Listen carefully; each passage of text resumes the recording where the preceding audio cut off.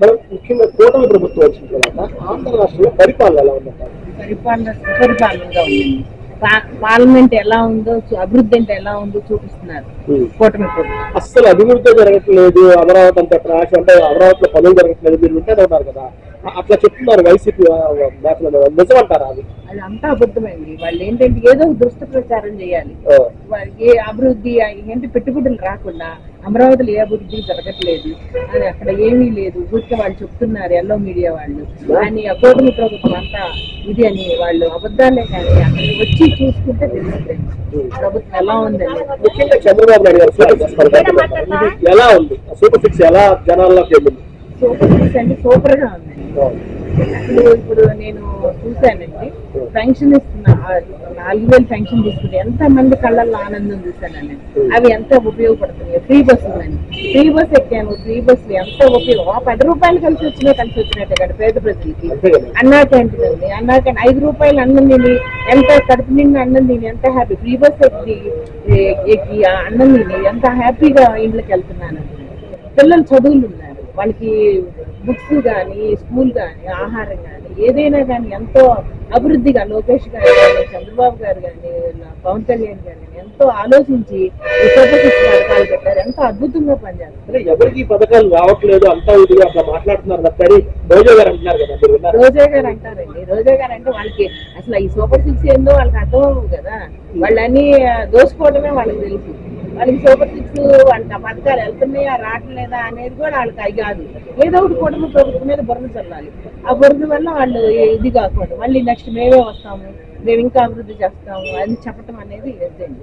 పిల్లలు చదువులు కానీ ఆహారం అసలు ప్రతిదీ కేరింగేనండి. వాళ్ళు డిఎస్సీ పెట్టారు, ఎంత ఆనందంగా ఇది చేస్తున్నారు. అది పాలాభిషేకం చేస్తున్నారు లోకేష్ గారికి. ముఖ్యంగా మేడం అంటే జగన్మోహన్ రెడ్డి గారు అంతకుముందు ప్రతిపక్ష హోదా కావాలని అంటున్నారు, తర్వాత నాకు ఎక్కువసేపు సమయం కేటాయిస్తూ వస్తానంటారు. అంటే నిజంగా వస్తాడా? వాళ్ళ నివేదికల తరపున మాట్లాడతాడా? మీ మాటలో వెళ్దాం. ఆయన ప్రతిపక్ష హోదా అంటున్నారండి. ఆయన ప్రతిపక్ష హోదా అనేది ఎవరు, అది ఆయన రూల్స్ తెలుసు, అన్ని తెలుసు. కానీ నాకు ఎక్కువ సమయం ఇవ్వమంటున్నారు. ఏంటి సమయం? ఏం మాట్లాడతారు? ఏమని ఎగతాలు చేయడం, అవి అభూతులు ఇప్పించడం, అంతే ఆయన వచ్చేది.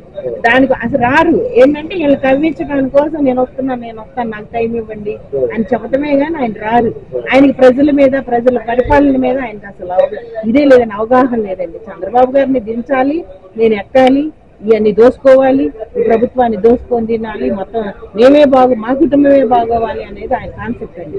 ముఖ్యంగా పులివెందుల గ్రామ ప్రజలు దీన్ని గెలిపించారు ఎమ్మెల్యేగా. మరి వాళ్ళకి ఎంతో కొంత మేలు చేయాలి కదా ఈ జగన్మోహన్ రెడ్డి గారు అనేది.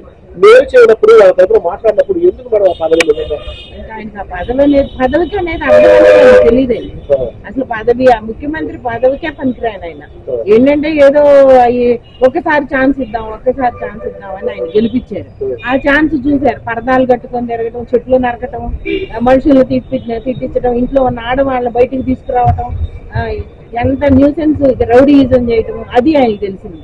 అలాంటిది అందుకని పులివెందుల్లో ఏం చేసినా కానీ ఆయనకి రాడు. మళ్ళీ ఇంకా ఆయనకి రాజకీయంగా ముఖ్యమంత్రి అవుతాడనేది నమ్మకం, కల్లోని విషయం అండి.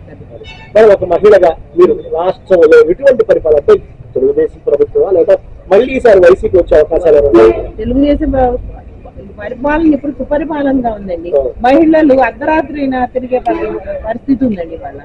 అదే కనుక వైసీపీ ఏ ప్రభుత్వం ఇప్పుడు జగన్ గారే వచ్చుంటే కొన్ని ఊళ్ళు ఖాళీ చేసి వెళ్ళిపోయేవాళ్ళండి.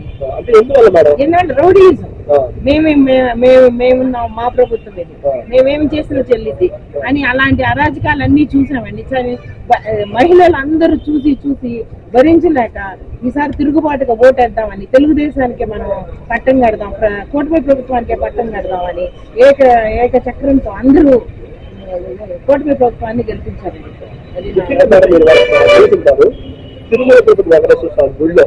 అవినీతికి పాల్పడ్డారు వైసీపీ గవర్నమెంట్, దాని మీద మీ స్పందన? అసలు ఇక తిరుపతి మనం వెళ్ళి అంతకుముందు ఇప్పుడు తిరుపతి వెళ్ళిన వాళ్ళకి అంతకుముందు తిరుపతి వెళ్ళిన వాళ్ళకి ఎంతో తేడా తెలుస్తుంది. అక్కడ అంతా లడ్లు కానీ ఏదైనా ఆహారం కానీ హోటల్స్ కానీ అందరినీ దోచుకోవడమే కదండి. టికెట్ల విషయంలో దోచుకోవడమే. రోజా గారు ఇక ఆమె వెళ్తాం తిరుపతికి ఎవరు ఇంకొకళ్ళు వెళ్ళే పని లేదు. ఆమె వెళ్తాం, ఆమె దర్శనం చేసుకోవడం, వాళ్ళ బంధువులు దర్శనం, టికెట్లు అమ్ముకోవడం, అది అభివృద్ధి. అదే చేసింది, అది తిరుమల అభివృద్ధి, అది వాళ్ళు చేసిన అభివృద్ధి. ఇప్పుడు ఎలా ఉంది అప్పుడు ఎలా ఉంది అనేది ప్రతి ఒక్కరూ గమనించాల్సిన విషయం అండి. హుండీ సొమ్ము కూడా అవకతవకలు జరిగిందని చెప్తున్నారు కదా, మనం ఎలా చూడాలండి? అది జరిగి ఉంటుంది అనేది అది భగవంతుడు అండి. అది ఎవరు అది ఆయన అనుకుంటారు. ఇప్పుడు మనల్ని చూడలేదు అనుకుంటారు, కానీ ఆయన సొమ్ము కనుక జరిగి ఉంటే కనుక అది డెఫినెట్ గా వాళ్ళు అనుభవిస్తారండి. ఇప్పుడు అనుభవిస్తున్నారు, ఆల్రెడీ అనుభవిస్తున్నారు, ఇంకా అనుభవిస్తారు. భగవంతుడికి ఎవరు పెట్టుకోకూడదండి. ఫైనల్ గా ఆంధ్ర రాష్ట్రంలో పరిపాలన ఎలా ఉందంటారు? చాలా అద్భుతంగా ఉందండి పరిపాలన.